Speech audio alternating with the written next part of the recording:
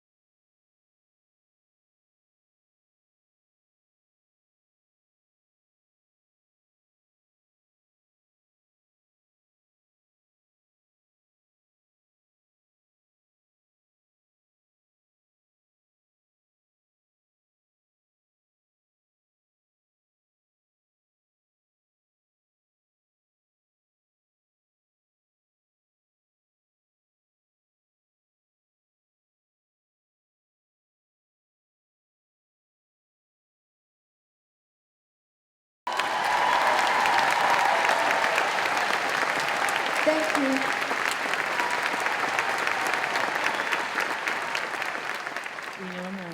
So Maddie, we're doing an introduction. I'm not sure why you have this. Oh, I'll get to what's in the bag later. Don't worry. We have one final speaker to conclude our last general session of the Deeper Learning Symposium 2021. And that's our fearless leader, Dr. Marty Pollio.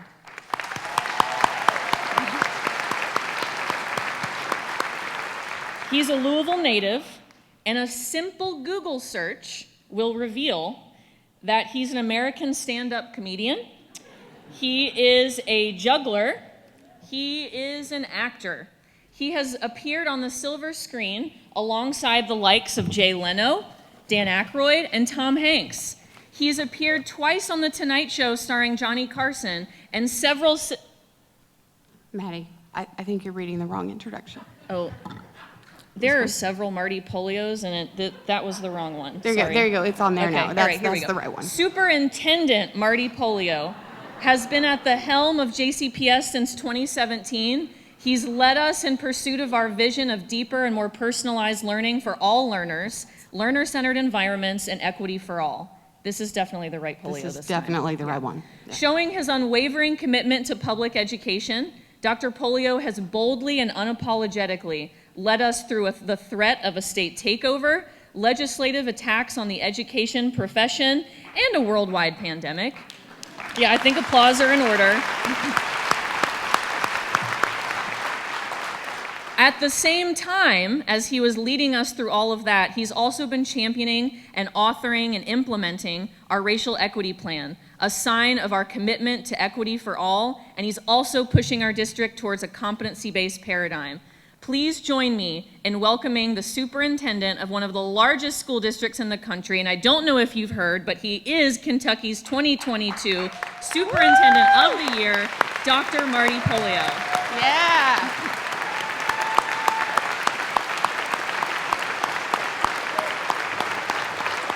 I brought these props for you to juggle, but it doesn't sound like you'll need them anymore. So I'll just take these with me. Maybe he does need them. Do you need are you gonna juggle? I cannot juggle. Okay, all right, just checking.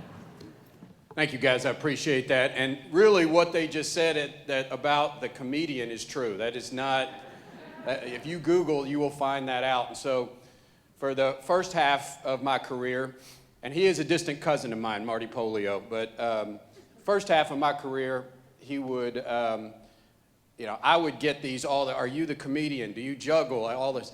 Well, now the past 10 years, 8 years, now he's getting all the hate mail and all the, he's the one that's getting get the masks off or go back to school. And he's like, I'm just a juggler.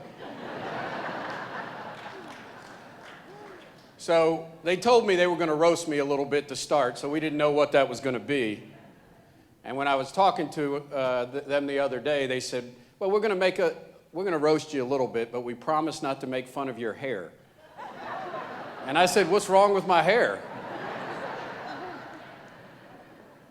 So it's exciting to be here. Corey, come on up here for me for a minute.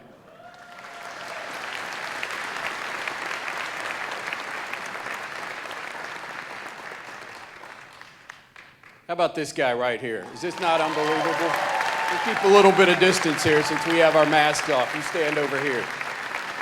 What an incredible young man.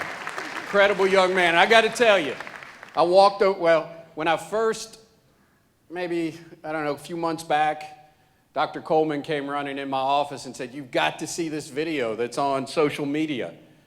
And it was him singing the national anthem at Bates Elementary one morning, and I was just blown away. That was awesome. So I finally got to meet him today after being on the NBC National News, all the things that he's doing. We were told, by the way, until yesterday, I was told he was going to sing Proud Mary for us. You sing Proud Mary, don't you?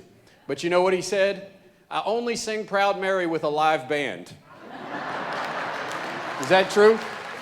No? Oh, I thought you played, okay. That's what I heard. Maybe I was wrong. But then I met him right out there, and I did. I went up to him. I said, Corey, pleasure to meet you, man. So proud of you. And he said to me, I'm the new face of JCPS. I said, that's my guy right there.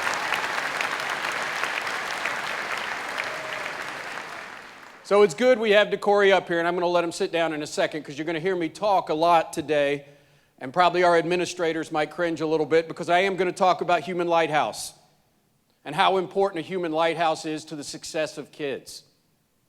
And as I talk about that, it's easy to be in a large room and not have the face of a child right in front of you, one of our children. So this very talented young man who, we will all look back one day and say, do you remember when at the Deeper Learning Symposium, he was up, I believe that wholeheartedly. Without a doubt, we will be saying that. But this is the face of so many of our students. And so when we talk about the things that we need to do this year, the attitude we need to bring to school, the culture we need to create in our schools, the human lighthouses that we all need to be, it is because of this young man here. And this is what we're going to have to do this year. This is what we've done over the past year. But we're going to have to continue to do that for young men like him. And let me give an example of a human lighthouse.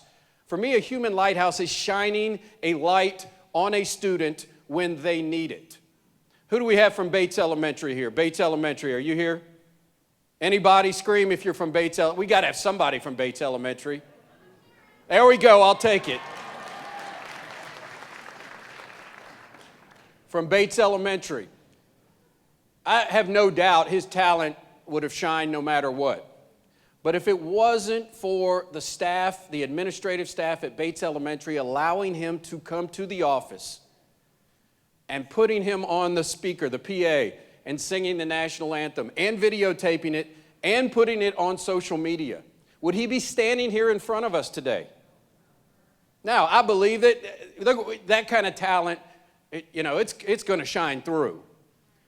But that's just one example. If we don't shine a light on our students and be human lighthouses and do these things often, many of our children their talent may be a little more hidden than DeCorey's. We will not get that out of him. But when he becomes this superstar that I know he's going to be, we can say it was because the staff at Bates Elementary shined that light on him. So that's what we have to do. Thank you, ma'am.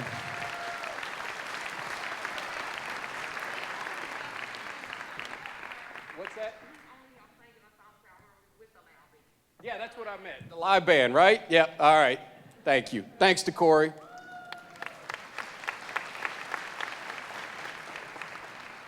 I'm excited to be here with you today. I was told I have 20 minutes, and I was threatened multiple times with you have 20 minutes. I have been known to speak a little long. So I get here, I'm ready for 20 minutes, and I'm delayed an hour because everyone else is speaking longer. So they threatened me. The 20 minutes is what you have.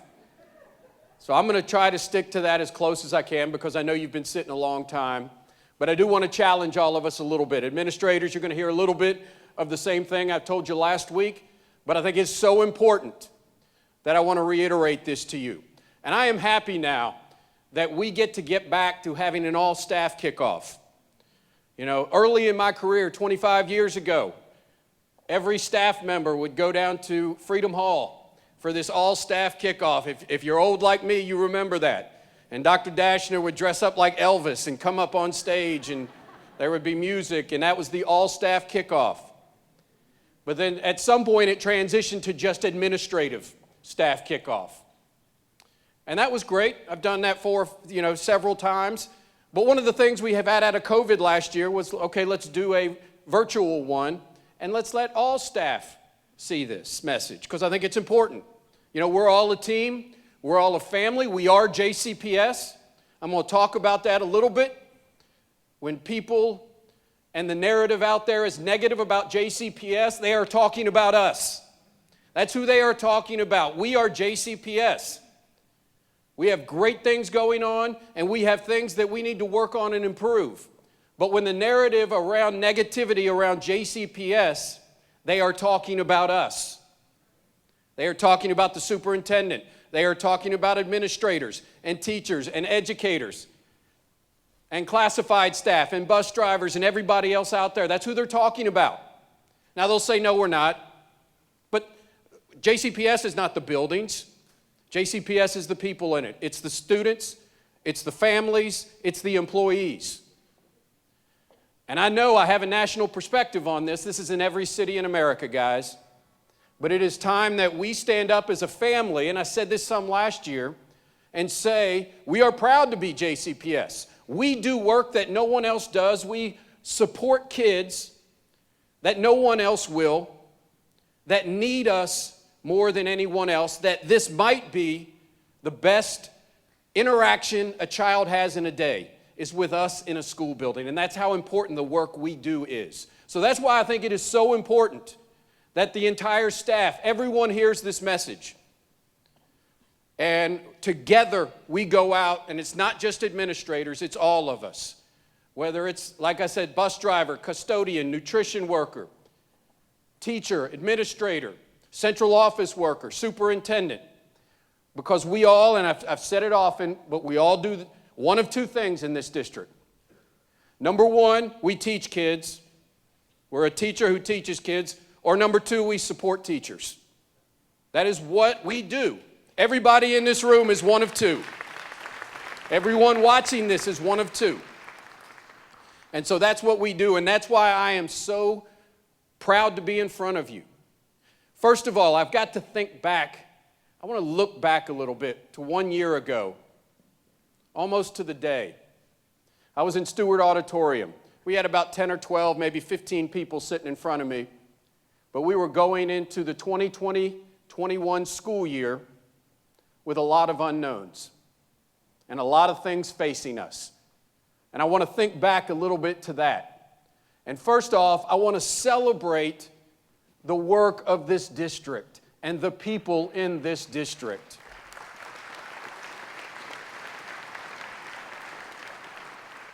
So a year ago, we had just come out of NTI 1.0. I know when it first happened. It was March of 2020. And we were canceling school for 2 weeks, and hopefully we were coming back after spring break. Remember that?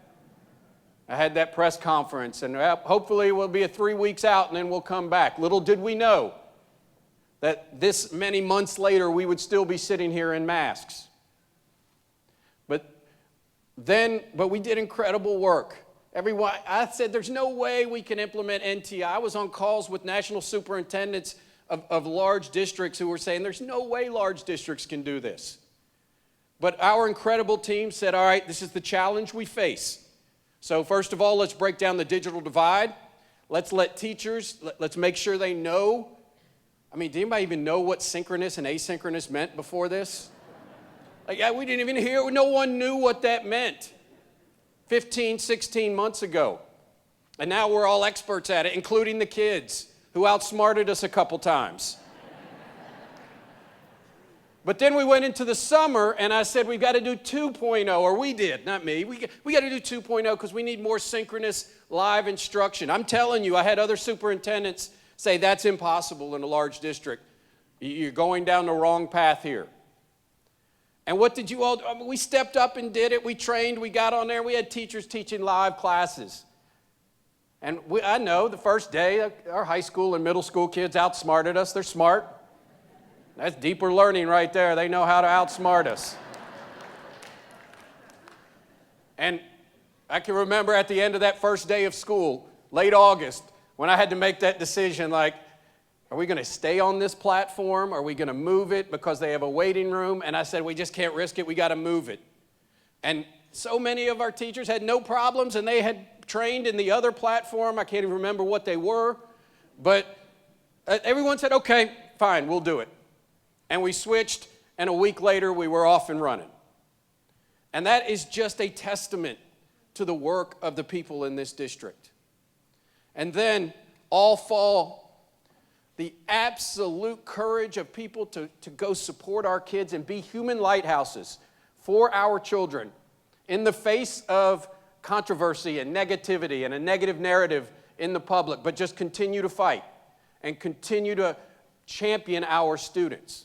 At the same time, we are having an audit, a sweeping audit of our district virtually from the Kentucky Department of Education for a 24-month corrective action plan, which, we didn't talk about as much, but 2 years ago, that was the opportunity that was going to be the possibility that we were going to be overtaken by the state.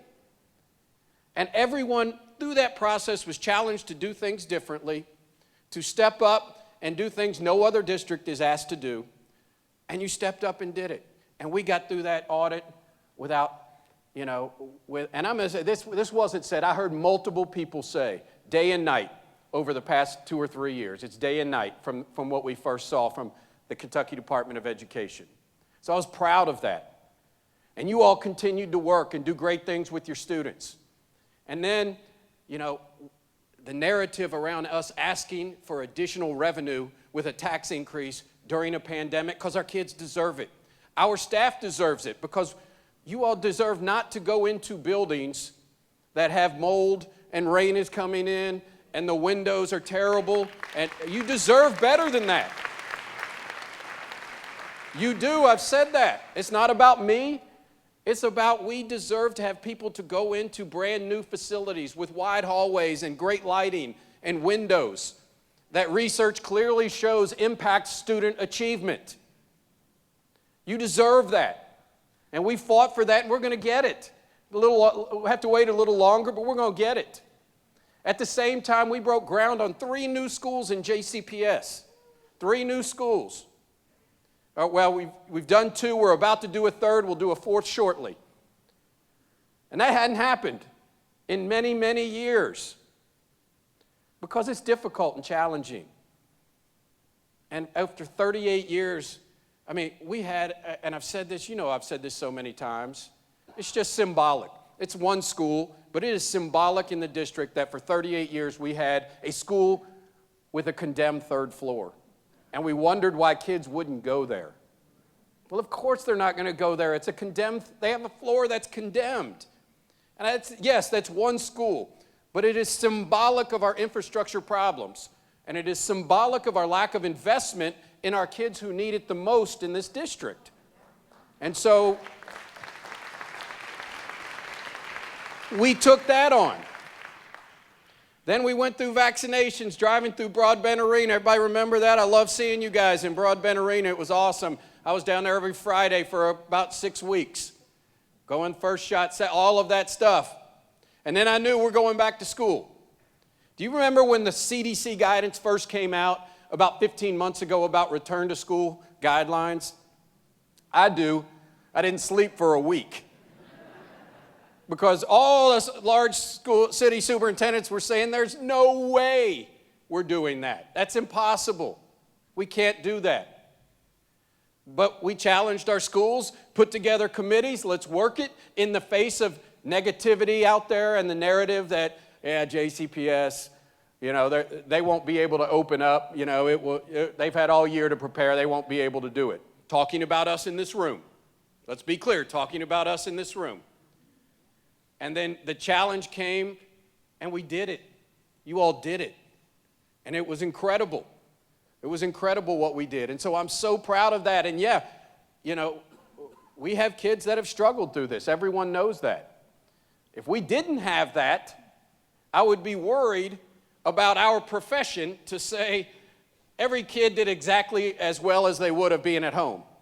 We know that's not the case because they need us. They need us as human lighthouses in person.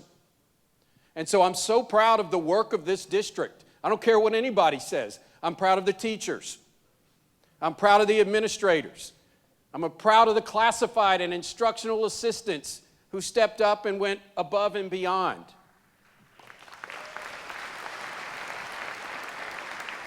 I'm proud of the bus drivers. I'm proud of the nutrition workers who stood outside in snow and rain.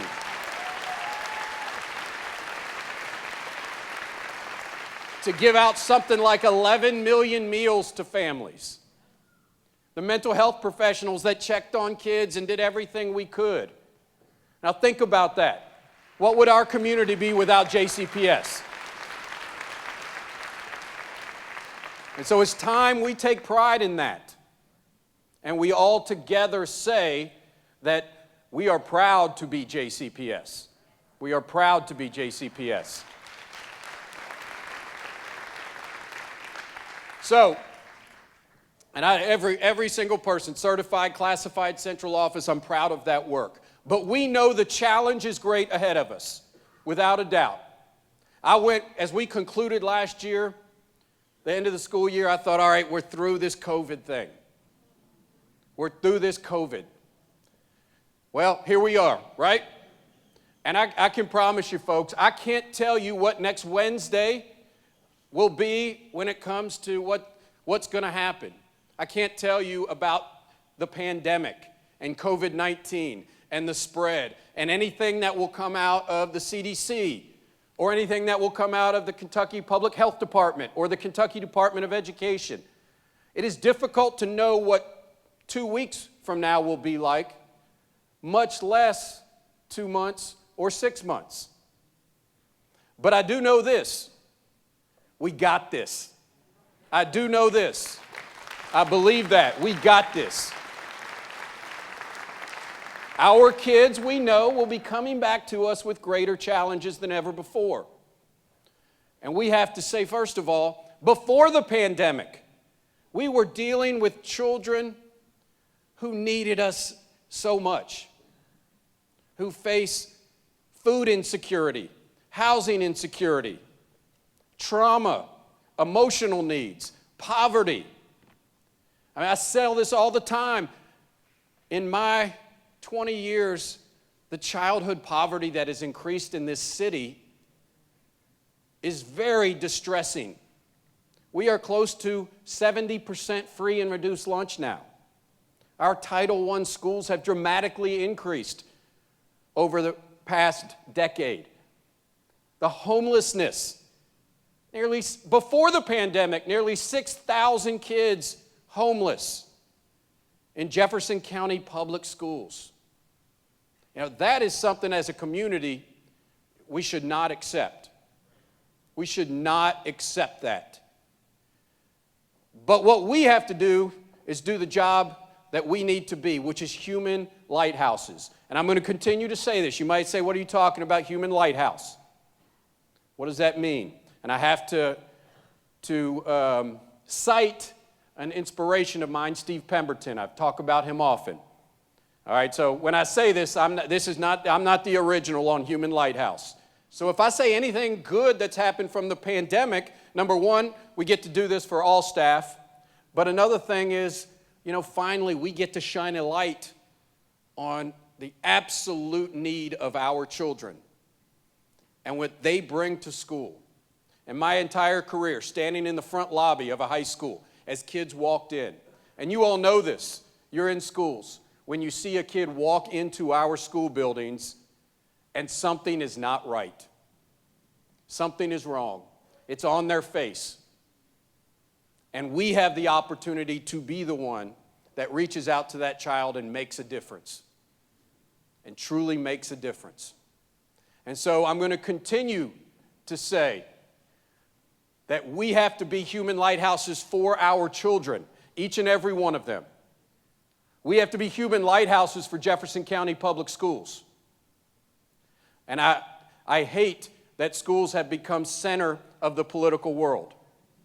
It's not, education should not be that way. But that is what has happened. And so we must stand up together and say we are Jefferson County Public Schools. And because most of the people that are attacking us don't even have kids in our schools, are not even, and so I'll sit there and listen to it, and I'm going to tell you about our pillars in a second, and the human lighthouse courage we must have about these pillars as we move forward and set aside all the negativity and say we are doing this for our children. And that's what it will take, because that's what it's about. And so what is a human lighthouse? You know, what is that? Because we have this opportunity. Bates Elementary, they were a human lighthouse for DeCorey. They shined a light on his talent. Thank you very much. They shined a light on his talent. But let's think about what a lighthouse does, because I've said this to our administrators in my weekly message for the better part of 7 or 8 months right now. And think back to if you were a part of my earlier kickoffs. 2017, just started this crazy job. I just started it. I mean, can't believe I did it, but what was I thinking, right? And 2017, I talked about Zane Calpe, Dr. Zane Calpe, who saw a mother whose child was in the emergency room dying. And Dr. Calpe said, you know, I love my job, and I'm really, really good at it, and I'm going to save your child. And that took off. Everybody, you know, we love our job. And then we did around, we will win. I believe that we will win, all about believing. And then last year I talked about your why, know your why. And we talked all about know your why. And what does that all mean? And it really is all about, that is about being a lighthouse. I love my job. I know we're going to be successful at this. I'm saving children in my job. That's what I'm doing. And I know my why. This is why I come to school every single day. And I will tell you, folks, It is easy to be a human lighthouse on August 3rd or 4th or whatever today is. It's easy to be a human lighthouse on August 11th.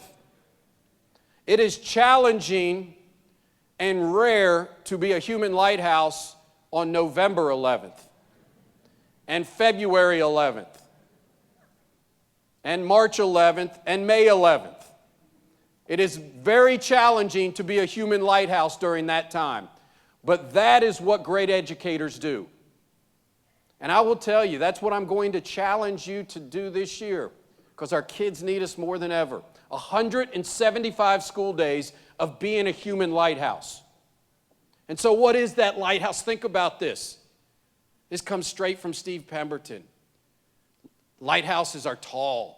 They stand up very tall so everyone can see them. They're immovable, right? They're immovable. They're not going to back down. They are immovable, right? Bright light all the time. Now here's the hard one, guys. Bright light all the time. Because I know everyone. You know, we get to school when it's dark. We go home when it's dark during the wintertime. It's cold. You're not feeling well. We have problems in our lives. We're grouchy. Don't want to go. Hadn't had a mental health day in 3 weeks. I need a day off.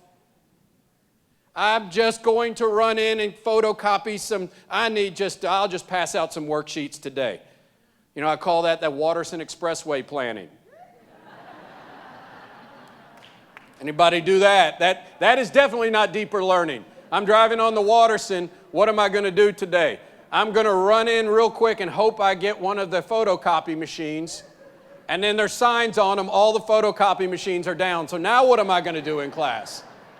I'm going to yell at the principal because all the photocopy machines are down. I'm kidding. A little bit. But being a lighthouse is every single day thinking about engaging kids. We're not doing compliant work. Our kids need to be inspired and engaged. And if they come in grouchy, the kids, if they said something crazy to me, that's fine, you're a child. But tomorrow, we're going back at it again. And I know you have challenges in your life. I'm here for you. And I'm going to do whatever it is to shine a light on you so we can find your skill and your talent and change your life. But that has to happen every day. It can't happen just in August or the week before the holiday break when you've counted down 7 days until we get a break from these kids. That's not a lighthouse. That's not a lighthouse. A lighthouse is, I'm going to miss you. I'm going to miss you. One of the most, we got anybody from Semple here? Semple Elementary. One of the most moving things I saw one last day of school a couple years back. I was with the mayor, and they were walking kids out. One of the fifth graders said something crazy to me, but we can't bring that up. That's all right. I'm a lighthouse. You can say crazy things. I've had a lot of kids say crazy things to me over the years, but this was something. But I'll talk about that at happy hour. But all the staff walks out by the buses, and the kids are getting on the buses, and the kids are crying and waving out to their teachers, and the teachers are crying, I'm going to miss you so much, I can't wait till August. And we all know they wanted some time away, they needed a break, they wanted to go to the beach, whatever it is, but they also were so inspiring. Then I turn and look at the mayor, he's teared up, I'm teared up. I mean, it was, that is human lighthouses when we talk about that. Now, I made a mistake and said, I was going to come back and I don't know how I said it, but somebody said they wanted a margarita machine at Semple. And I said, oh, okay, you got it. 2 years later, I come back at last spring, before the first day of school, they were doing PD. And I said, someone yelled, where's our margarita machine? And I said, oh, I'm sorry, we can't do that, but I will pay for your next happy hour. Thinking maybe 5 people would clap. The entire staff stood up and cheered. I had to take out a loan. I think I still owe them that. But that's what a human lighthouse is every day, not like I can't wait to get these kids out of here. This is why we do this job. That bright light every single day that is always on, and it's hard. And I tell our administrators, when you drive to school and you feel that, like, I just don't know if I can do that, remember when you put your car in park, kids are watching you. Kids are watching you, and they need that human lighthouse. We will talk about school culture in just a second. But negativity and positivity are infectious in a school building. And any type of negative attitude, I don't want to be here, I'm tired of this, the principal, the kids, like, that is contagious. But so is positivity. And, you know, I made a point when I was principal to ask kids as they were leaving, who was your favorite teacher today? And, you know, they would always say the one that was, I mean, they wouldn't say it this, but they'd tell me, and I know it was the one that was positive. Just a positive outlook, I'm here for you. And they know, the youngest kids know, if you ask them. They love my class. They love the kids. They love being here. And you know what a lighthouse is? When a lighthouse is most important? When it's dark and stormy. That is when a lighthouse is the most important. When it's dark and stormy and a ship needs to find its way home, a lighthouse is there for them. And so, in our society today, during a pandemic, with all of the things that I've cited before, it is dark and stormy. Therefore, we need 15,000 lighthouses every single day. Every day.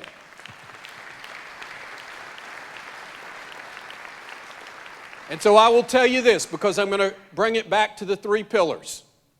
And this is where courage of being a lighthouse is so critical. It's so critical that we all believe in this and shine a light on these things for our children. And first of all, they're all intertwined. You know, when you give kids deeper learning experiences, when you engage them, when you inspire them with authentic learning, throw away the worksheets and inspire them, you know, that is about equity. Giving every kid that type of instruction. And it also is about culture and climate. It improves the culture of a school. I've seen it. When kids are engaged, they are more engaged with everything. And everything improves when that happens. So all of these pillars work together in unison. And so first of all, with our backpack of success skills, here is the challenge. And I want to tell you this. The backpack was created not so that you have to go through compliant behavior to collect artifacts and then how many, Mr. and Miss Principal, how many artifacts do I need in by December 1st? All right, you need 2. All right, PLC, we got to get together and figure out what artifacts we're going to put in this backpack because Pollio and Coleman want us to. That's not what that is for. It is a mechanism or a vehicle for you to provide authentic learning experiences and opportunities for kids. And when we do that the right way, it becomes an automatic. I've seen it at certain schools. The backpack fills up on its own. The artifacts come in on its own. It's not even a matter of, all right, this today is going to be our backpack day. The teacher may be saying, I got too many things, I don't know, put it in there, yep. Because I believe this is the future of education, where kids have an authentic portfolio or collection of their work. And we get away from, I'm sorry, you're a novice, and we got to send you down the hall to an interventionist who's going to work, I'm sorry, you're not going to be in music or art class, we need to intervene. And then we wonder why kids don't come to school. So the more that we engage kids authentically, and every single lesson, the things you've learned at this symposium, all taking them back and thinking every day, how do I inspire kids in my class today? How do I make it relevant? How do I make them love what we're doing? And it's hard because for many of us, our content that we're teaching, we love it, and they might not, but that's the challenge of this. And we have tried this schooling the traditional way for 100 years. And you know what? For the past 25 years, I know of my career, we've been held accountable for the achievement gap.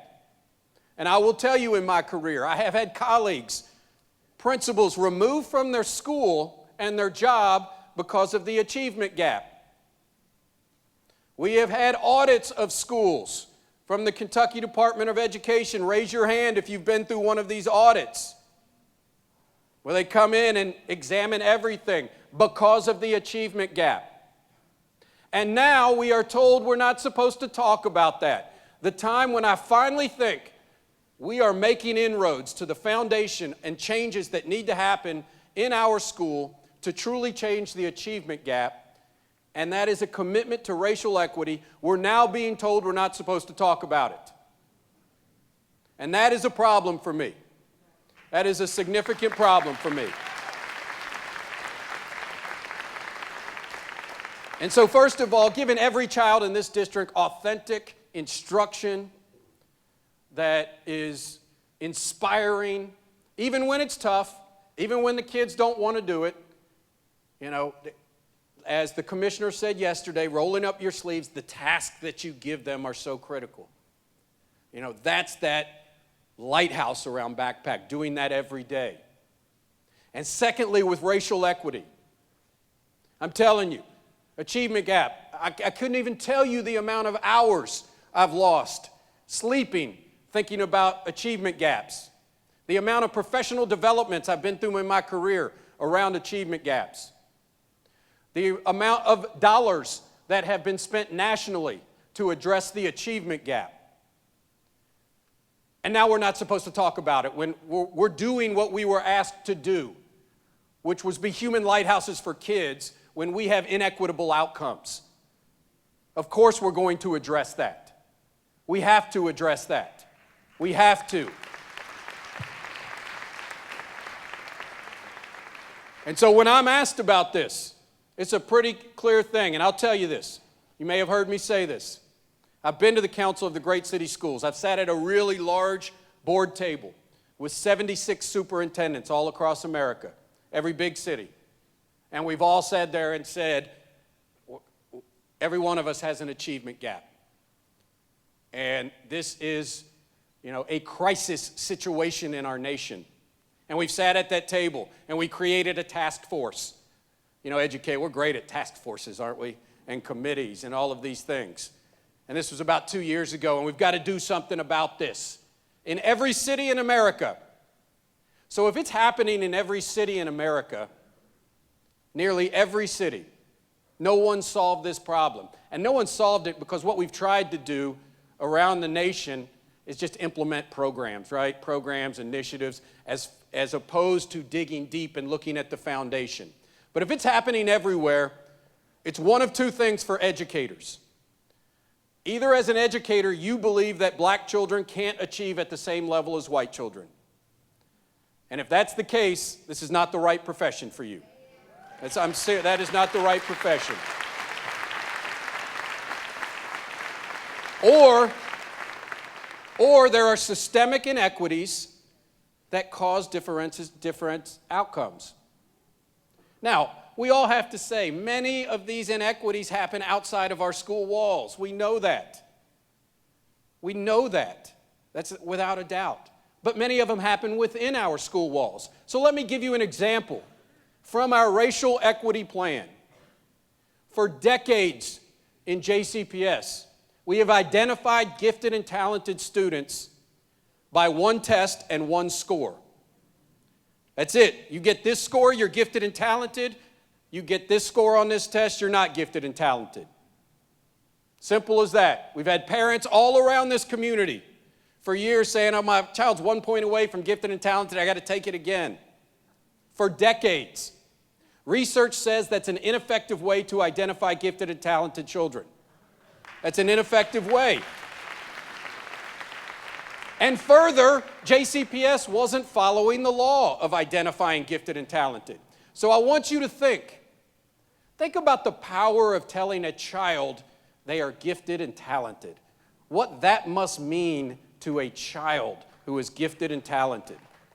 I mean, research is clear on what that does to a child. The fact that DeCorey is standing up here doing this and we're all giving, that means a lot. But gifted and talented and saying they're gifted and talented. And I want you to think about this. How many kids over 5 decades in JCPS have not been told they're gifted and talented when they are gifted and talented? I mean, that is a systemic inequity, guys. And where it has impacted kids the most are black children. And I think back, like devastation. How many black children were told they're not gifted and talented when they truly are? And how has that led to inequities in outcomes that we must address? And so when we developed our racial equity plan, let's fix that. And we have. And as a result, hundreds more black children, and wait for it, and white children have been identified as gifted and talented. They have. That's a systemic inequity that we have to fix and continue to fix. Now, I believe that's what we would call low-hanging fruit. And some of the other things are much more challenging, the outcomes and things that we have to do and the way we have to deal with other inequities that happen outside of the school walls and the district walls are very difficult and challenging for us. We know that. You are asked to do more. You are asked to solve community problems more than anybody else. We have been told for years, when kids are struggling, it must be the public school system's fault. When we know so many things are happening outside of the school walls. But I do know we can address these issues within our school walls. And that's what the work we have to continue to do. And if we're going to be held accountable, as we should, for reducing and eliminating the achievement gap, then we have to be a human lighthouse about the achievement gap. And if that means we take criticism for this work, that means we take criticism for this work. And that's what we have to do. And finally, culture and climate. And I want to be clear, I told our principals this. There are books written on culture and climate. I think I could write a 1-page, 1-sentence book about positive school culture. Everything else that's been told. Here is what positive school culture is. All the adults in the building bring it every day. Period. Like, that's school culture. That is school culture, right? That's positive culture. And I don't have to get into what it is. You know what bringing it is. You know when you bring it, and you know when you don't. You do. I do. We all do. We know when we bring it, and we know when we don't. And true lighthouses, true human lighthouses, bring it when they're not feeling good, when I'm tired, the kids have done this, you know, I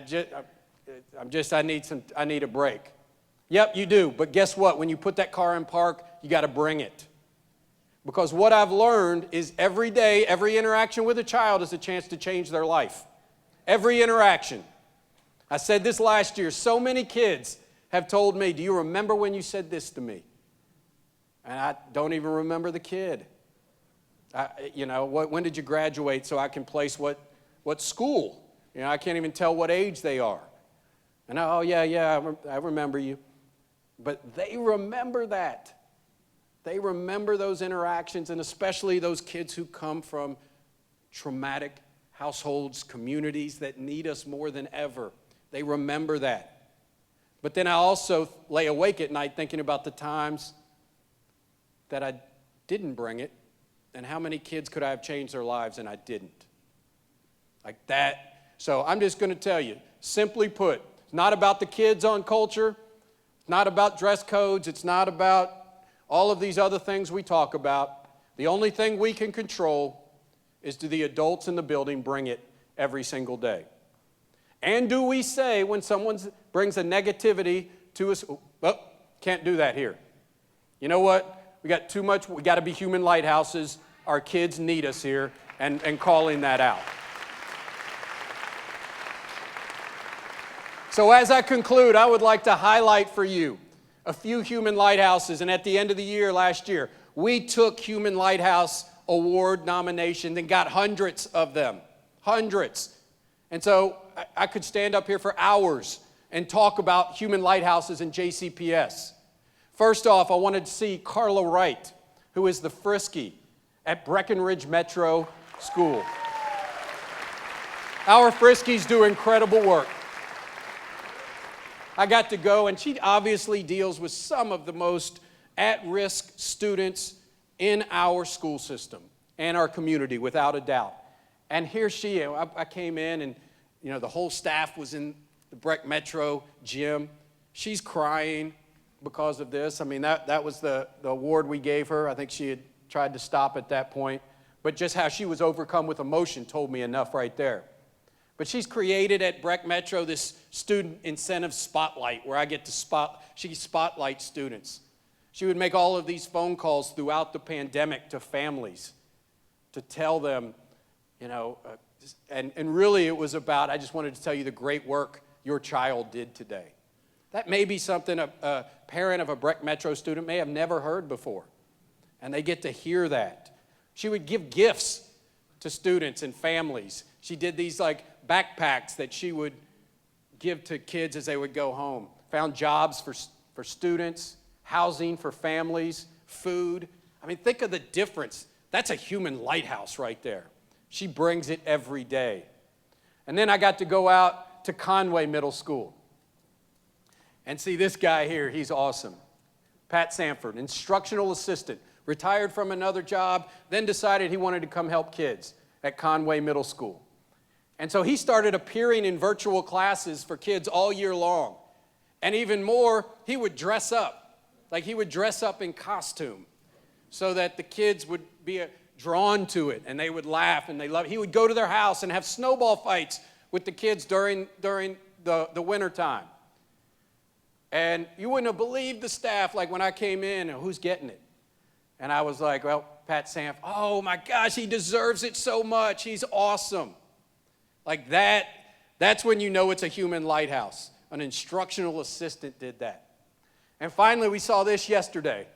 Kiera Holloway, second-year teacher at McFerrin. We got McFerrin in the house. So we just happened to be out there yesterday, and she brings energy to every second-year teacher, brings energy to every single student. All right, and this is why we said a human lighthouse, because a second grader came around the corner and saw her, and his face completely smile and brightened up. He had kind of a negative look, saw her, and you could see he saw his human lighthouse there. You could see it, a second grader. And that's what kids need to do when they see us. They need to smile like that. And so that's how great she was. And the great thing about being a human lighthouse, it doesn't take any talent at all. It takes no talent. It really doesn't. You can be a first-year teacher or you can be 30 years in. The same with any of our classified staff. I could be, boy, I sure do need it. And it goes back to that, what I believe around skill and will. Like, we can help you with skill. I can't help you with will. And so being a human lighthouse does not take talent. All it takes is a decision by you every day to come in and make a difference. So as I finish, I'm going to challenge you with this. 175 days of being a human lighthouse. But I'm going to even say more. Everybody in this room, everyone who's listening, at least once a week, think of, am I doing something that is outside of my traditional job responsibility to shine a light on a child in this school or in this school district? Am I doing what they did for Decory? Once a week, at a minimum. Think back on, that's a successful week. When you say, I was a human lighthouse for that child because I know they needed me. It could be a hug. It could be something you write to a child to say, great job, congrats. A phone call home to say, great job. There's all kinds of things you can do. But we should, at a minimum, once a week. Imagine the power of that. Every employee in JCPS once a week, intentionally, is a human lighthouse to change a child's life. That is what I would call an incredible school district, and I can't wait to see those outcomes. And so that's my challenge to you as we do this school year. I know it's going to be challenging and difficult. We're still going to be wearing masks. You know, who knows what's going to happen. But I know we got this. And if we have human lighthouses, we got this.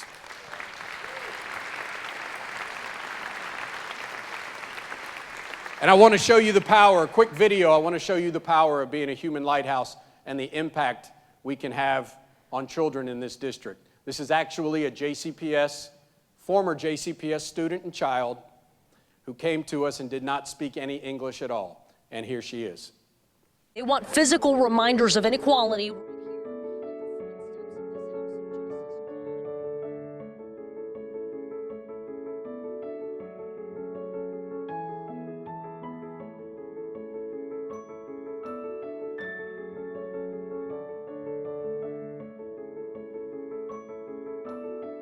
I understand that in a couple of years you can have hundreds of students and there's so many faces, so many names, but don't ever doubt for a second the impact that you're having on these children. They remember the kindness, the empathy that you give them, just moving forward, showing them home, teaching them the power of education. Don't ever doubt it. When they're older, they will still have those memories. They realize the impact that you've had on their lives. Your profession is amazing. And thank you for doing what you do.